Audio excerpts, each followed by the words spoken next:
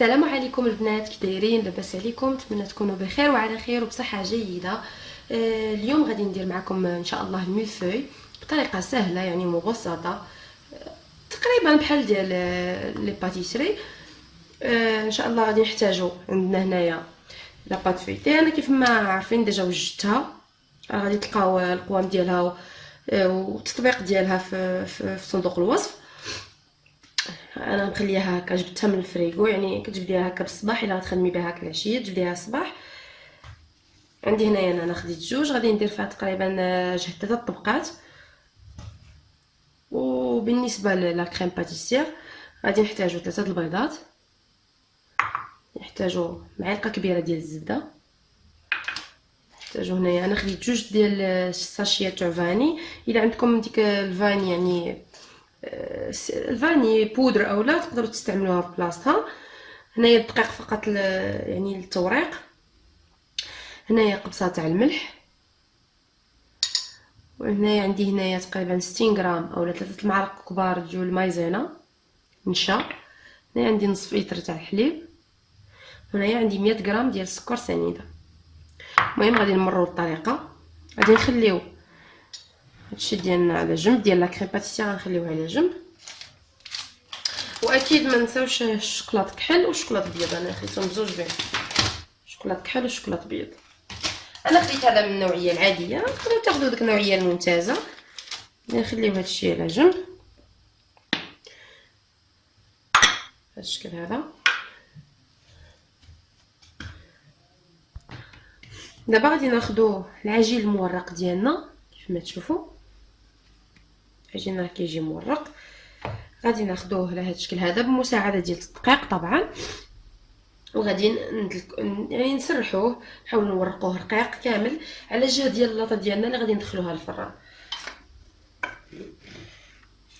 هو ولا بد انك تكوني يعني دايرته في الثلاجه قبل من تجبديه، يعني على ما يذوب، يعني تخدمي به شويه قاصح، ما يكونش يعني مطلوق بزاف.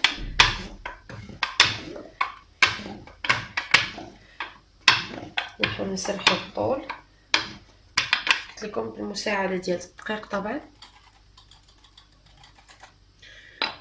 بالشكل هذا.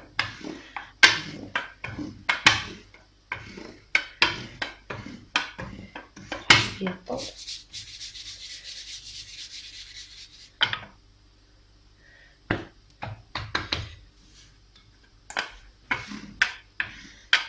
نرجع نسرح بالعرض يعني على الجهه ديال اللاطه ديالكم.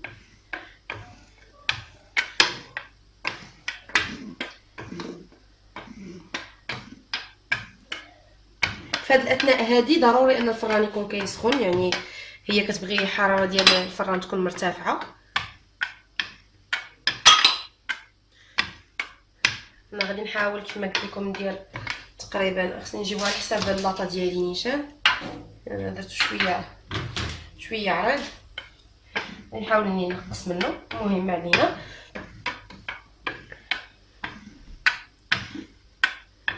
غادي نحاول كما قلت لكم ندير 3 طبقات باش تجيني يعني الميلفوي ديالي تجي مقرمشه. نحاول اني نقص منه هكا من الجنب بالشكل هذا. هادو ما غاديش نضيعوهم، هادو من بعد نجمعوهم.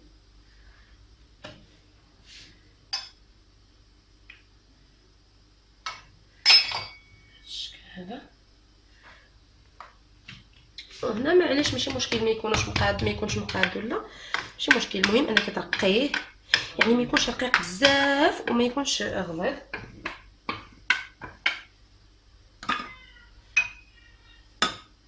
بهذا الشكل هذا على هذا السمك هذا كيف ما كتشوفوا. غادي نوضعو فوق البابي، يعني فوق ورق الزبده.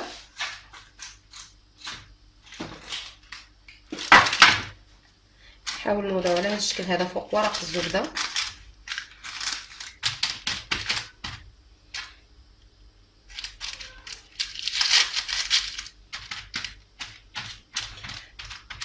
الا ما متواجدش عندكم اللاطه يعني ما كتلصقش ماشي مشكل، يعني تقدروا توضعوه ديريكت.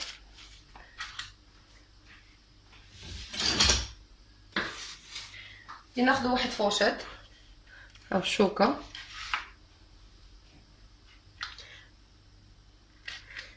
نحاولوا نقطبوها بالشكل هذا كامله، يعني ما نخلوش فيها. كاين هذيك الجراره صراحه، ديك الجراره اللي كتثقب العجين، انا باقا ما شريتهاش، ان شاء الله غادي نشريها في يعني المره الجايه. صراحه زوينه، يعني في الساعه كتسهل عليكم، كتسهل التقييم ديال العجين كيفما كان، سواء ديال البيتزا سواء هذا. كيفما قلت لكم هي كتبغي تثقب مزيان باش ما تنفخناش. المهم انا غادي نستمر بهذا الشكل هذا، ومن بعد غادي ندخلها الفران كيفما قلت لكم درجه الحراره ديالو تكون عاليه شويه. كي غندخلها تحمر من التحت، نحس بها تحمرت، يعني كيبان فيها التحمار في الساع، غادي نهبطها لتحت تحمر ونخرجها. المهم خواتاتي، هنا في الساع طابت لنا هذيك لاباط ديالنا. درت 3 طبقات كما قلت لكم، خصها تجي على هذا الشكل هذا. حاولوا على انها تجي ذهبيه، يعني ما تجيش حمراء بزاف. انا هنايا يعني الفران عندي من واحد الجهه كياخذ كيشرب الحموره كيحرق. المهم راها كتجي مقرمله، غادي نحطوها على جنب. غادي نخدموا لا كريم باتيسير ديالنا. غادي ناخذ 3 البيضات،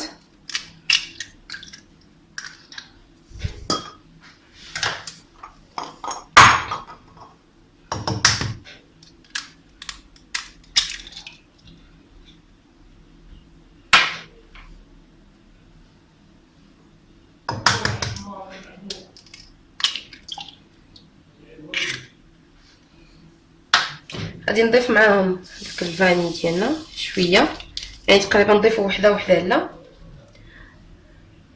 غادي نضيف نصف الكميه ديال السكر، يعني غنضيف 50 غرام هنايا. غادي نحاولوا نحركوها مزيان. ضيفي مع داك الملح. هاد الاثناء هذه اللي غادي نديرو فيها البيض ديالنا يطرب، نخليوه هكا.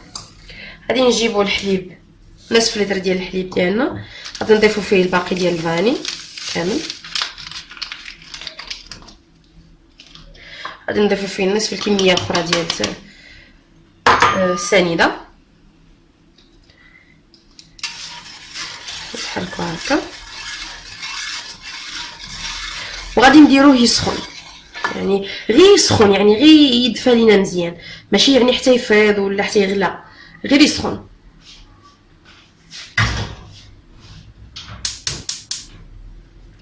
في هذيك الاثناء غادي نطربوا هذا البيض ديالنا.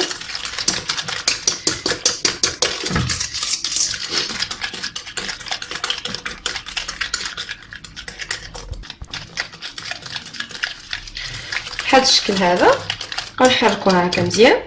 غادي نضيفو فوقو هذيك النشا اولا المايزينا ديالنا.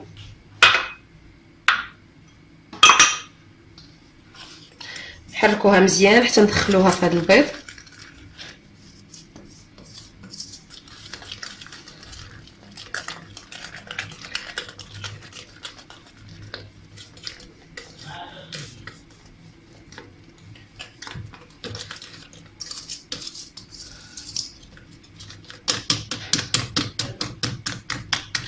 نحاولوا ندخلوها مزيان في البيض ديالنا، يعني ما تبقاش الكويرات ديالها كيف ما كتشوفوا بهذا الشكل هذا.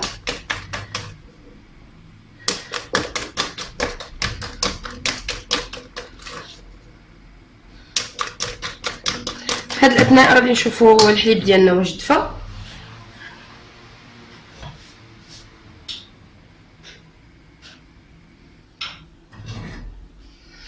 ها هو الحليب ديالنا راهو دافي كيف ما كتشوفوا. نحركوه مزيان باش تدخل فيه هذيك السنيده. في هذا الاثناء هذه انا غادي ناخذ هذا الباتور، نحيد هذا ديال السيليكون.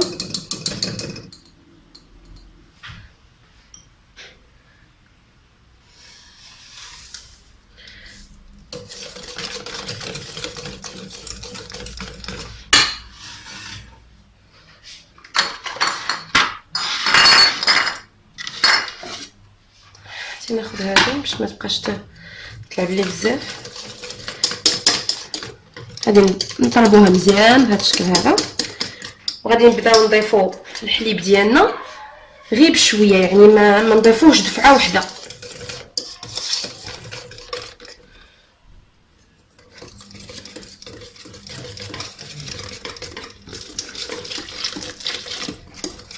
نضيفو فقط القليل في الاول ونطربو مزيان.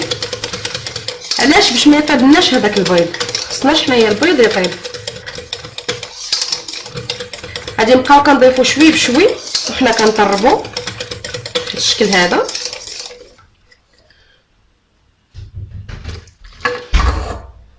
بقاو هكا كنضيفو شويه بشويه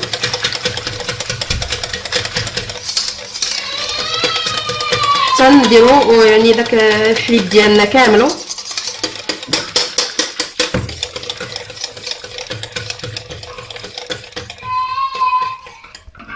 هنا كيف ما كتشوفوا انا فرغت الخليط ديالي في كاسرونه كبر من هذيك اللي كان فيها الحليب، ودرتو فوق النار، نار هادئه، وغادي نبقى هكا كنستمر بالتحريك ديالو حتى يبان ليا انه ولا كريمي، يعني حتى يبان ليا عقاد كامل.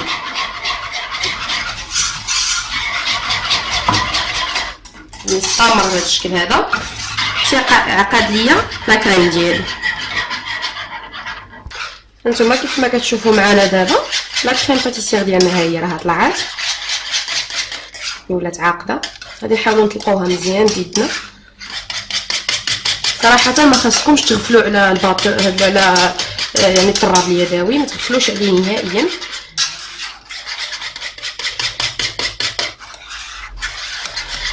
فهاد الاثناء هذه محدها باقا سخونه، غادي نضيفوا على هذيك الزبده ديالنا.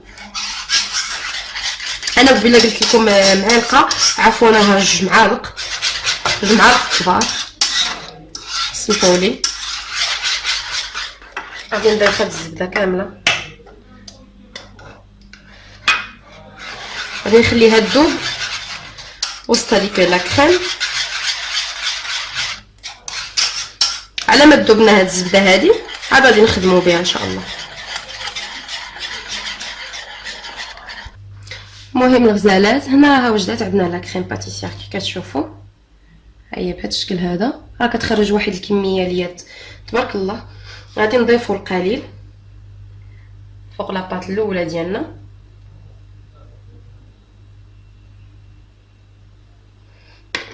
نسرحوه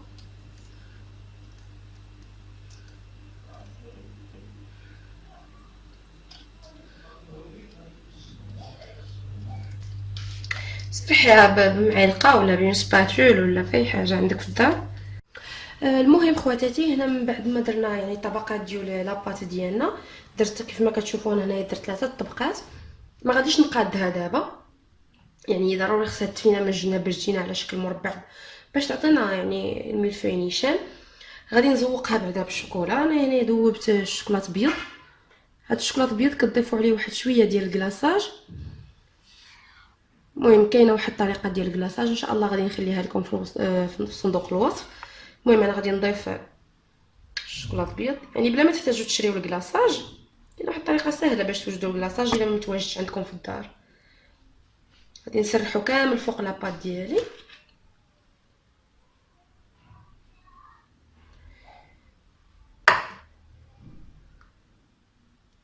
هنا كيف ما كتشوفوا حنايا سرحنا الشوكولاط ديالنا كامل. غادي نخلوه ينشف شويه، هو ملي كينشف عاد يعني كيعطي اللون. غادي نخلوه ينشف واحد مده 5 دقائق حتى 10 دقائق. في هذيك الاثناء غادي نوجدوا الشوكولاط الكحل يعني باش نزوقوه به. هنا من بعد ما درنا يعني خطوط يعني بالشوكولاط اسود، غادي نحاولوا ناخذوا واحد كوردون، غادي نمشيوها بهذا الشكل هذا باش يعطينا يعني تزيين تاع الملفوي.